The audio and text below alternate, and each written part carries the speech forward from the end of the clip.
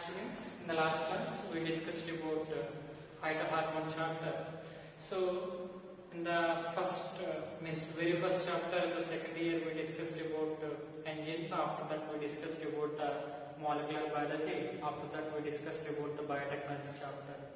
After that, biotechnology means principles of biotechnology chapter, right? The next chapter is the applications of biotechnology. Applications of biotechnology. So in this chapter, we are discussing about the role of biotechnology in the human life. Role of biotechnology in the human life, right? So in that case, we know the biotechnology process. Okay, whatever that genetically modified organisms are there. Genetically modified organisms are there. We are cultivating the organisms within optimum conditions, right? Then we are getting the benefit. Right? So that is the major concept of the biotechnology. So in this chapter, okay, what is the use of biotechnology to the human beings? We are discussing. See, in that case, by providing the best catalyst from the form of improved organism. See, we know in the last class regarding the biotechnology, whatever that E. coli bacteria is there, okay, within that E. coli bacteria, one of the plasmid is inserted, the plasmid having our desired DNA. So this is one of the improved organism or genetically modified organism, right? So here, by providing the best catalyst, best catalyst is improved organism or the genetically modified organism, right? Usually this is one of the microbe, right? Or pure enzyme. Majority of the cases that is the genetically modified organism.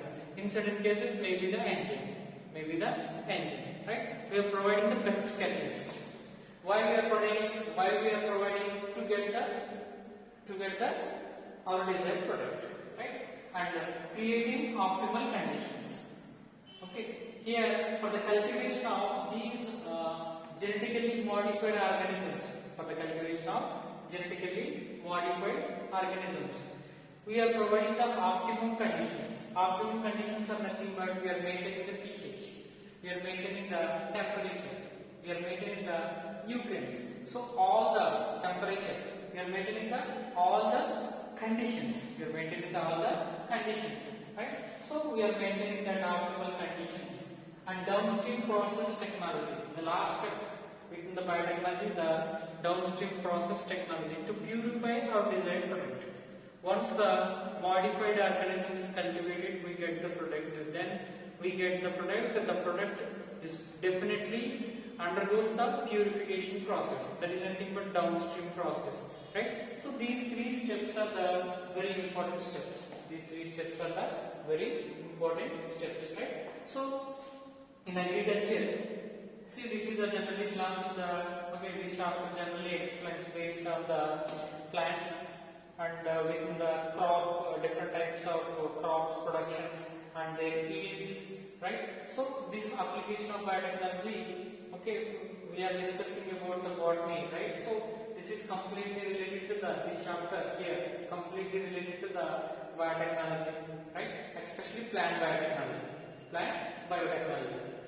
So here, first one is the agrochemical based agriculture. Remember in agriculture how the yield is increased. Then what is the role of biotechnology? Now we are going to discuss. Okay, how the yield is increased. What is the role of biotechnology within agriculture? We are going to discuss. So agrochemical based agriculture.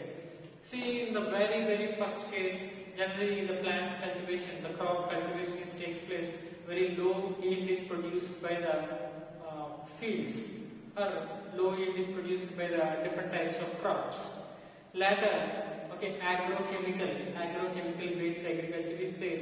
Somewhat this is very useful to the farmers. That moment, farmers are using some of the chemical fertilizers and some of the pesticides. Then the farmers get the good yield. But here also there is a disadvantage is there. See, yield is increased, but the pollution also increased. See whatever the chemical fertilizers are used and whatever the chemical pesticides are used, presence of these, okay, there is a pollution is increased. Pollution is increased. Maybe the yield is increased, but pollution also increased.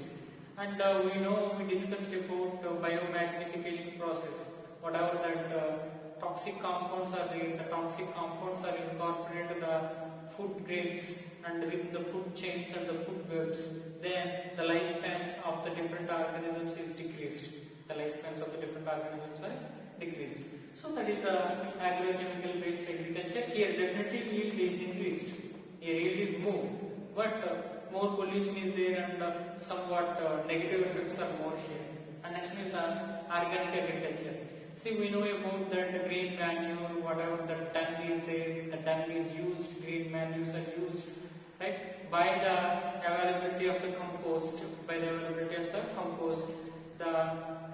farmers are utilizing all these components to get the yield. But here, yield is low. In organic agriculture process, yield is low. But here, this one is eco-friendly. This process is the eco-friendly, right? And there is no generation of any pollutant components, right? So the main drawback of the organic agriculture is yield is very low.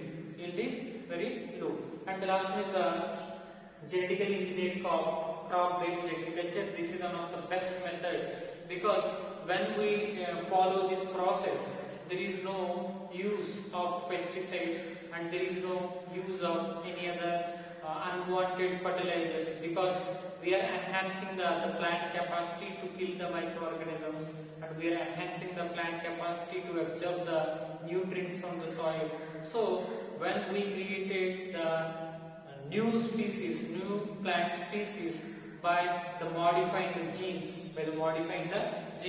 the farmer by the low expensive get the high yield. So that is about the genetically crop-based agriculture. Remember, in all these main concepts is, in India, we know day by day our population is increased, right? Then in the initial days, whatever the food is cultivated by the farmers, cultivated by the different crops, okay, that food is not sufficient to the human beings. So there is a green revolution. We know the green revolution, that is indicates the food supply is increased. Whatever the food and the food production is increased. So we know the green revolution process, genetically modified crops are utilized and the yield is increased. So worldwide, Norman Borlaug is the scientist. He used one of the techniques, that is nothing but hybridization process. He hybridized between two different plants. One is the white wheat, other one is the crop wheat. Between these two, okay, he did that hybridization process, right? And pollination process, that is nothing but artificial pollination process. Then he produced, okay, he got one of the hybrid. Then hybrid having the high yield. Right? That is about the international standard. Coming to in India, okay, MS Swaminathan, we know he is one of the best scientists in India. He did the enormous research and he first created the artificial seeds. Artificial seeds means whatever the artificial genes are there, okay, the first artificial gene is synthesized by the MS Swaminathan. Right? He used one of the tall plant and the dwarf plant, did the hybridization between these two, and hybrid plant is produced with the high yield. Right? The advantages of the green revolution process: triple the food supply. Generally, okay, in this case, double the food supply, but in green revolution process, triple the food supply, means 3 times more than the normal food production, and yield is increased and improve the crop varieties. Different types of crop varieties are there. We know the common concept is increase the yield availability and better than agrochemical method. So why is it better than agrochemical method? Because we know which are majorly causes the pollution, environmental polluting agents, and minimum uses of the fertilizers. So this is the less expensive. This is the less expensive. So usage of fertilizers is reduced. Usage of fertilizers is reduced. So automatically this is less expensive. And the chemicals, whatever the pesticides are there, chemicals are there, which are very minimum utilized by the farmers. So that's the reason why here green revolution process is majorly supported by the genetically engineered crops, right? That's the reason why this is one of the green revolution process, one of the best process. Now we will discuss genetically modified plants and in which areas majorly the genetically modified plants are strong. We will discuss now. That is nothing but the advantages of genetically modified crops.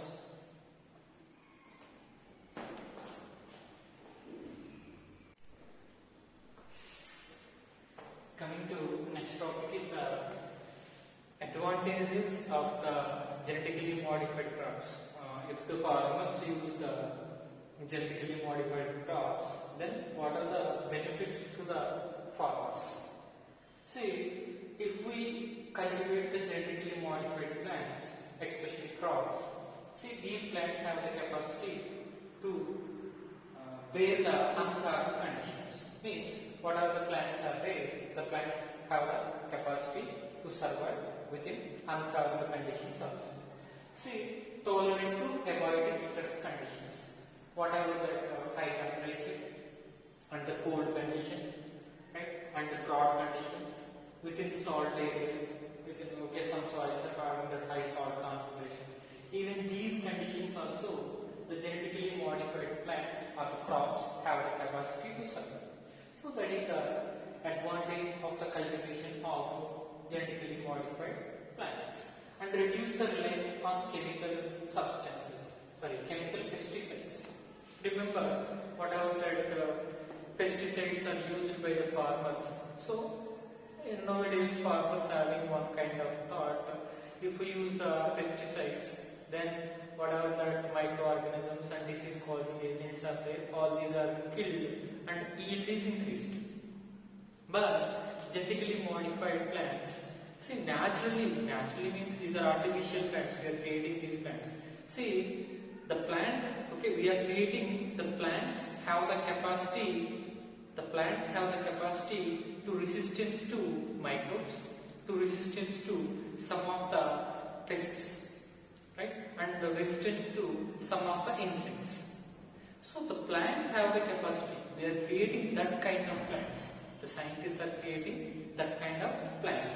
So when the resistant plants are produced, the farmers are not reliant on chemical substances, means chemical pesticides. So reduce the reliance on chemical pesticides. And reduce the post-harvesting loss. Remember, when the crop is cultivated, finally the product is produced, the yield is available. See, during the collection process, certain amount of yield is lost. Maybe once the yield is produced, maybe fall off. The yield is, some of the seeds are fall off. So that one mostly causes the loss to the farmers. So reduce the post-harvesting loss. When we cultivate genetically modified plants, in that case, reduces the post-harvesting loss, right? And increase the mineral usage. Not only increase the usage, also increases the mineral absorption. And increases the mineral usage also. More minerals are used, more amount of proteins and more amount of yield production takes place. And last one, enhance the nutritional value. We know one of the best examples is the golden rice. When we cultivate the golden rice, see, the golden rice having the rich percentage of the beta carotene, and which is majorly supporting for the human vision, especially vision. Beta carotene is required, that is nothing but vitamin A. So here the golden rice is the best source for the vitamin A. So based on that, not only this one, different types of products we'll discuss. Okay, different types of products are there.